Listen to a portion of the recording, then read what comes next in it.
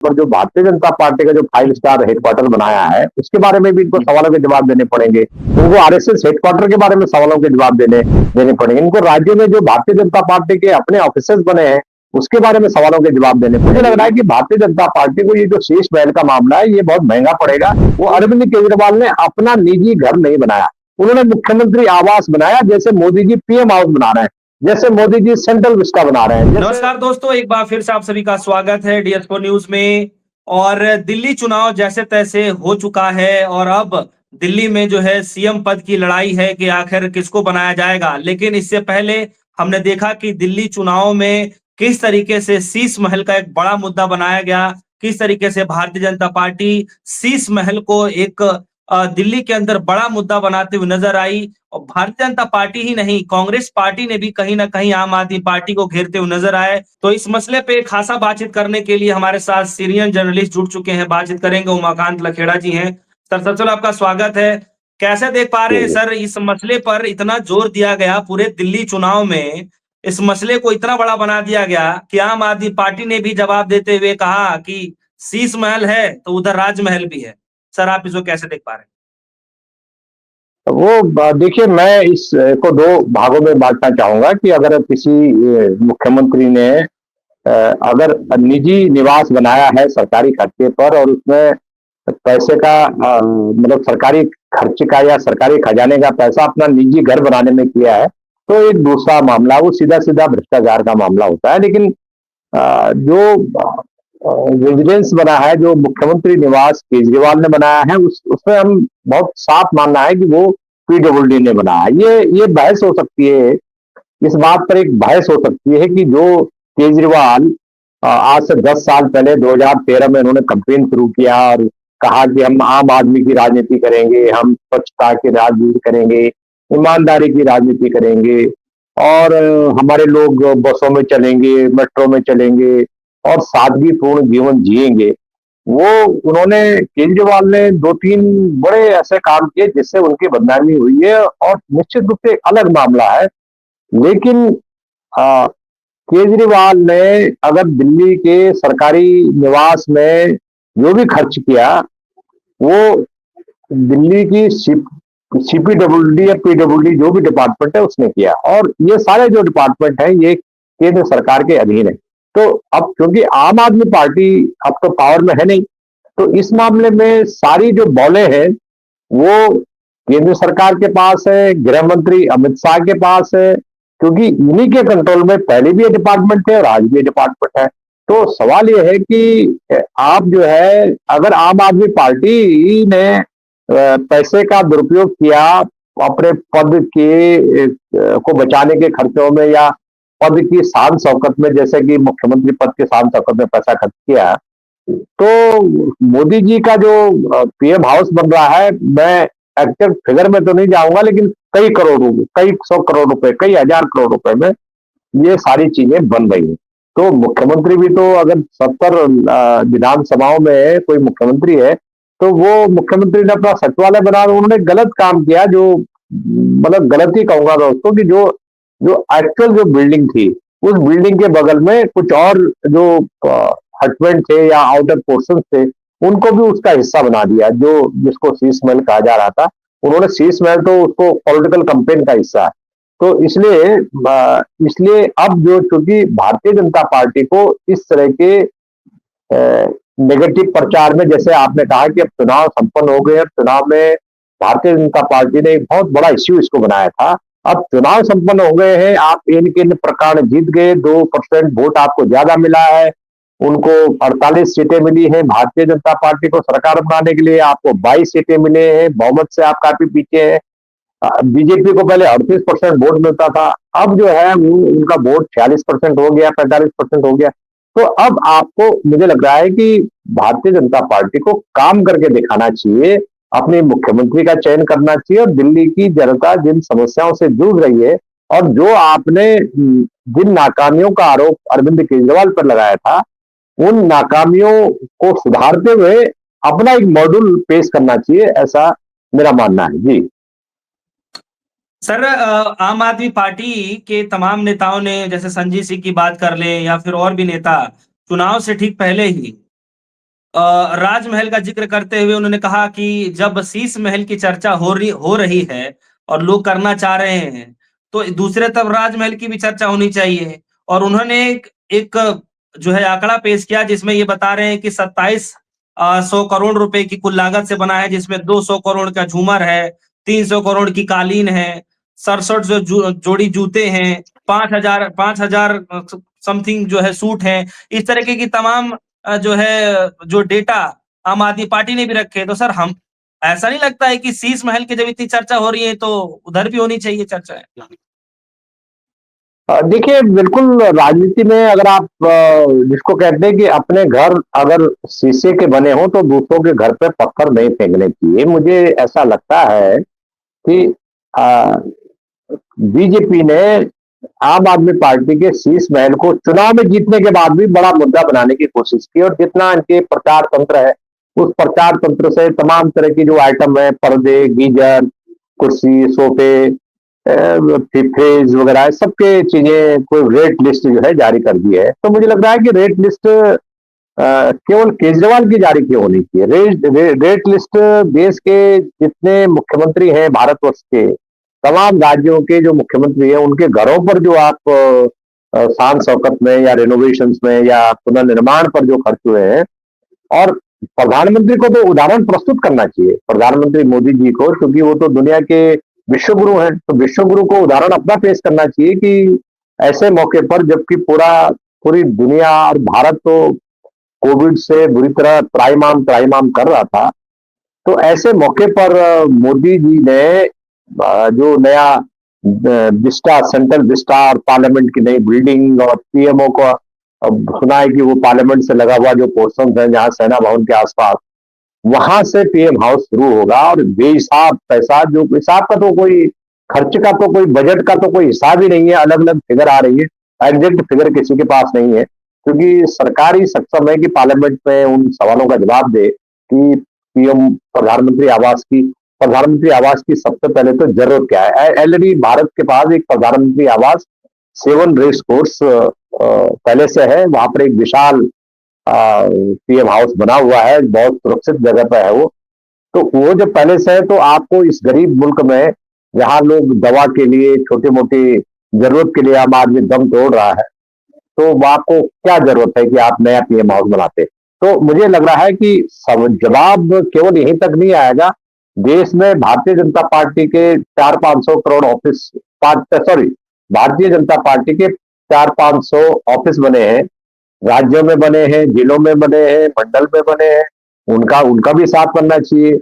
और दूसरा यह है कि आरएसएस का 150 करोड़ रुपए का एक विशाल इमारत बनी है करोल बाग में, तो जहां संघ का मुख्यालय है आरएसएस का, तो उसका भी साथ देना चाहिए। अब ये अलग बात है कि वो कहेंगे कि साहब ये तो हमने चंदे से इकट्ठा किया। भारतीय जनता पार्टी के जो ऑफिसेज बने हैं, वो ऑफिसेज जो है वो केंद्र केंद्रीय जो पार्टी है वहां से पैसा गया है, वहां से भी बने हैं। और दूसरी बात यह है कि ये जो इलेक्ट्रल फंड के नाम पर, ये भी बताना चाहिए भारतीय जनता पार्टी को कि इलेक्ट्रल फंड के नाम पर जो उन्होंने पैसा इकट्ठा किया और लोगों को ब्लैकमेल करके, या पीएसयू से जो पब्लिक सेक्टर कंपनीज थी, कई प्राइवेट कंपनीज थी, प्राइवेट प्लेयर थे, उनके हितों को जहां पूरा किया जा रहा था, और जो ऐसे उद्योगपति जो भारतीय जनता पार्टी के बहुत करीब थे, उनसे जो डोनेशन लेकर के उनको उपकृत किया गया, और उनसे जो पैसा लिया भारतीय जनता पार्टी ने चुनाव लड़ने इलेक्ट्रल बॉन्ड के नाम पर, तो भाजपा को ये बताना चाहिए कि वो पैसा इलेक्ट्रल बॉन्ड पे ही खर्च हुआ, या भारतीय जनता पार्टी के जो 400-500 ऑफिस देश भर में बने हैं उसके लिए भी पैसा खर्च हुआ है। तो जो ऑनर्स है, जो जिम्मेदारी है, वो तो भारतीय जनता पार्टी की भी उतनी है जितने आम आदमी पार्टी की है जी। लेकिन सर एक खबर अभी ये आ रही है कि केजरीवाल का जो चुनाव हारने के बाद जो उनकी वो जो शीश महल का जो जिक्र किया जाता है, जिसको नाम दिया गया शीश महल, अब उस मकान का, उस महल का क्या होगा? खबर सर ये भी आ रही है कि जो दिल्ली में सरकारी समारोह होंगे, मेजबानी करने के लिए आने वाले नौकरशाहों को रुकने के लिए जो है, दिल्ली में स्टेट हाउस है नहीं अभी इस तरीके से, तो दिल्ली स्टेट गेस्ट हाउस के नाम से जो उसको तब्दील कर दिया जाएगा। सर ऐसी खबरें आ रही हैं अभी। नहीं देखिए, वो तो सरकार जो है, जो अभी पदारूढ़ होगी, अभी तो जो जो बयानबाजियां हो रही है कि क्या किया जाएगा, ये भारतीय जनता पार्टी इसको फैला रही है, मोदी मीडिया के थ्रू फैला रही है। इसका इस तरह की जो अफवाहें हैं, उनका जो स्रोत है वो भारतीय जनता पार्टी है। भारतीय जनता पार्टी की ये जिम्मेदारी थी कि रिजल्ट निकलने के 24 घंटे के अंदर विधायक दल की बैठक होती है, मुख्यमंत्री बनता और मुख्यमंत्री ये ऐलान करता। तो ये जो खबर आ रही है, ये बेसिकली अनएथिकल खबरें हैं, जिसका कोई नैतिक मानदंड नहीं है इसमें, जिसमें कोई नैतिकता नहीं है। एक सरकार विहीन राज्य में भारतीय जनता पार्टी इस तरह की खबरें उड़ा रही है, जिसका कोई औचित्य नहीं है। जब तक विधायक दल का नेता, अगर आपने भारतीय जनता पार्टी ने इस तरह की खबरें या इस तरह के फैसले करने हैं, तो फिर जो नई सरकार बनेगी उसका क्या काम है, वो किस लिए बन रही है?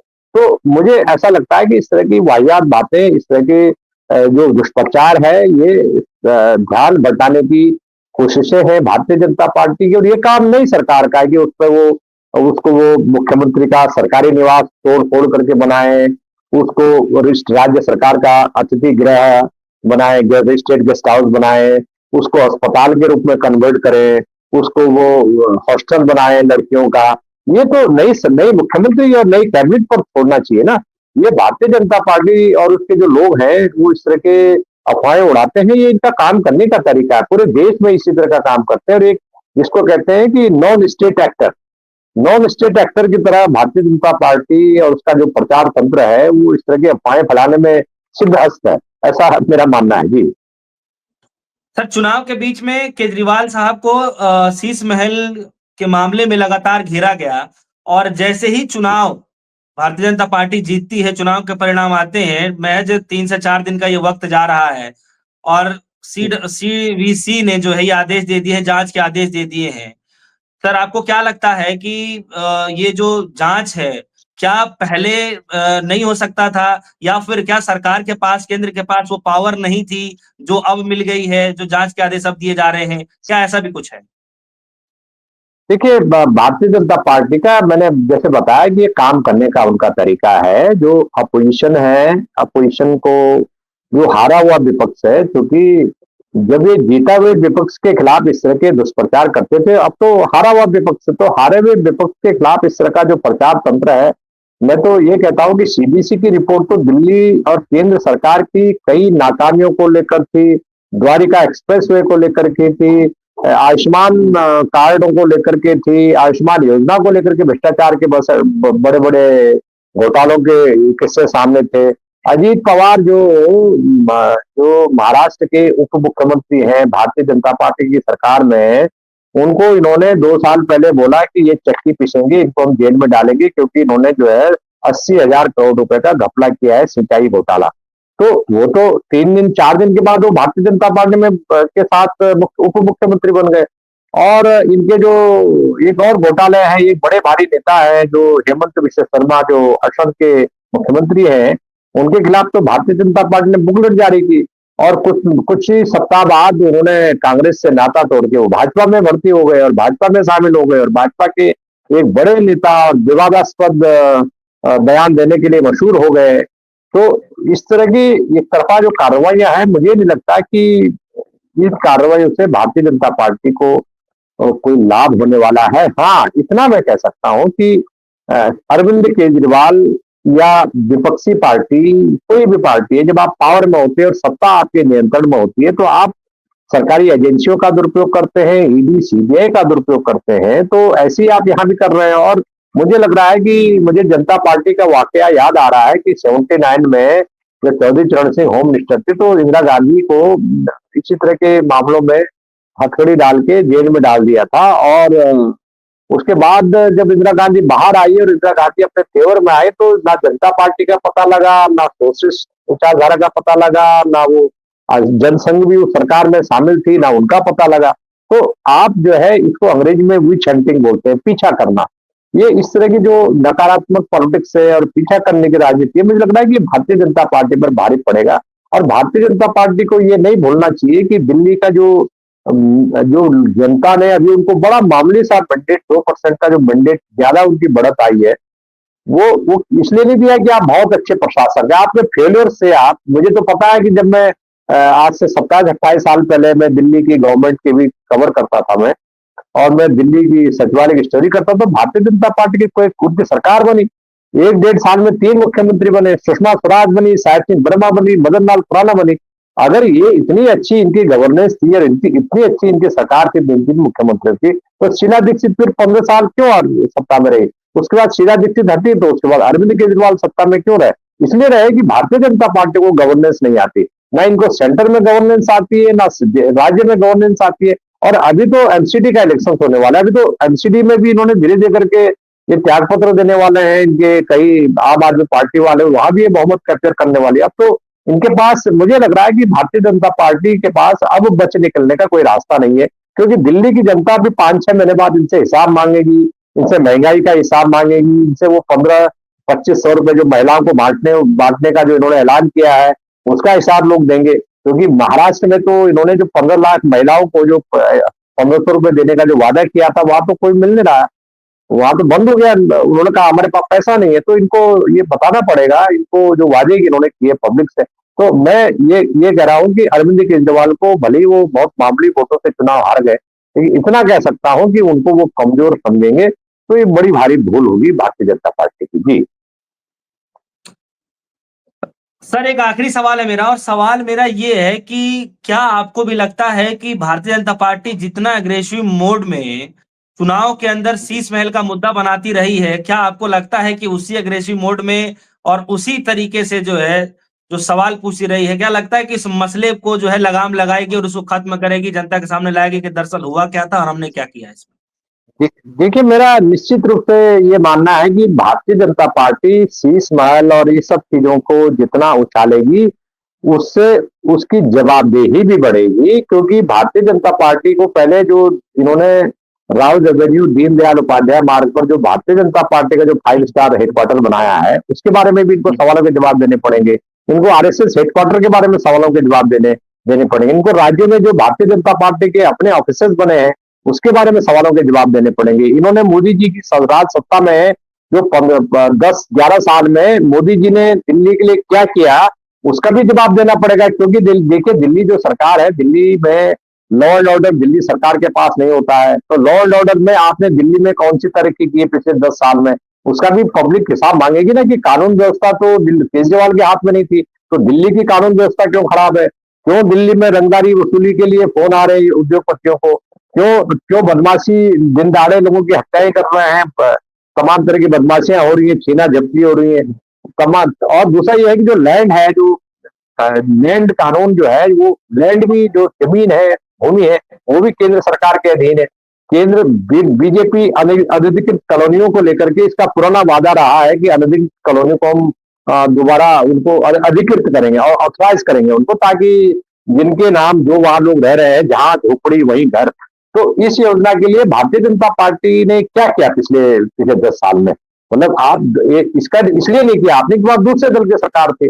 अब आपकी सरकार आ गई, तो अब आप 6 महीने के अंदर क्या क्या करने जा रहे हो, पहले आप उसका हिसाब देंगे। तो मुझे लग रहा है कि भारतीय जनता पार्टी को ये जो शीश महल का मामला है ये बहुत महंगा पड़ेगा, क्योंकि उसमें बहुत क्लियर कट बात है कि जो शीश महल की कहानी है वो वो कहानी ये है कि वो अरविंद केजरीवाल ने अपना निजी घर नहीं बनाया, उन्होंने मुख्यमंत्री आवास बनाया। जैसे मोदी जी पीएम हाउस बना रहे हैं, जैसे मोदी जी सेंट्रल विस्टा बना रहे हैं, जैसे जैसे मोदी जी ने पार्लियामेंट की जो नई इमारत बनाई है वो बनवाई है, उसका उद्घाटन किया, राष्ट्रपति से ना करके खुद उद्घाटन किया।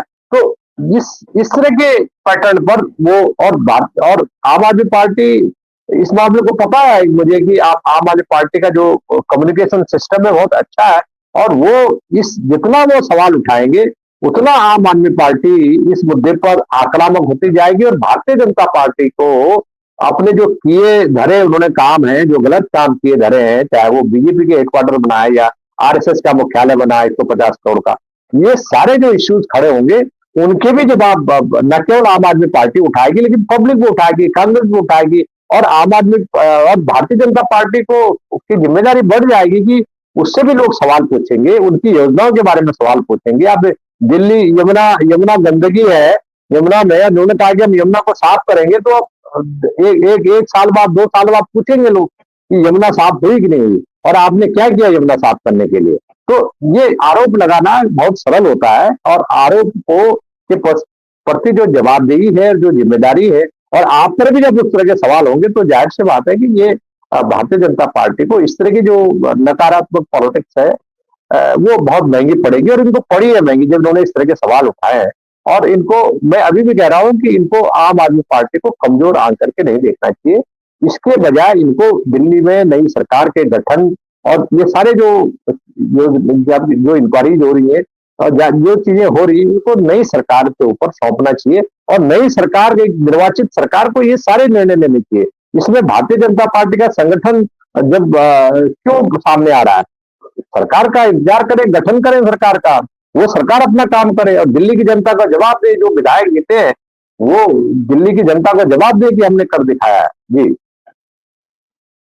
जी, बहुत-बहुत शुक्रिया। तो जिस तरीके से जी शीश महल वर्सेस राजमहल को लेकर के पिछले कई महीनों से दिल्ली के अंदर जो चुनावी रणनीतियाँ बनाई गई और उसका नतीजा जो है कहीं न कहीं आम आदमी पार्टी को शायद उसकी वजह से भी भुगतना पड़ा। कहीं न कहीं उससे भी जो है इमेज पर फ़र्क आई है। कहीं न कहीं आम आदमी पार्टी पे की जो इमेज है, उसपे भी डेंट मिली कहीं न कहीं। लेकिन जिस तरीके से अभी जो है मुख्यमंत्री पद का अभी चयन भी नहीं हुआ है, लेकिन उससे पहले ही देख सकते हैं कि किस तरीके से जाँच के आदेश दिए जा रहे हैं और उस मुद्दे पे भी जो अभी भी बीजेपी जो है बरकरार है। लेकिन क्या यह सिर्फ़ चुनावी मुद्दा था या फिर हकीकत में ही भारतीय जनता पार्टी सच्चाई सामने लाएगी? और अगर सच्चाई सामने लाती है, तो क्या आम आदमी पार्टी शांत बैठेगी? ये तो आने वाला वक़्त ही बताएगा। फिलहाल के लिए दीजिए इजाज़त। देखते रहिए डेस्टो न्यूज़। धन्यवाद।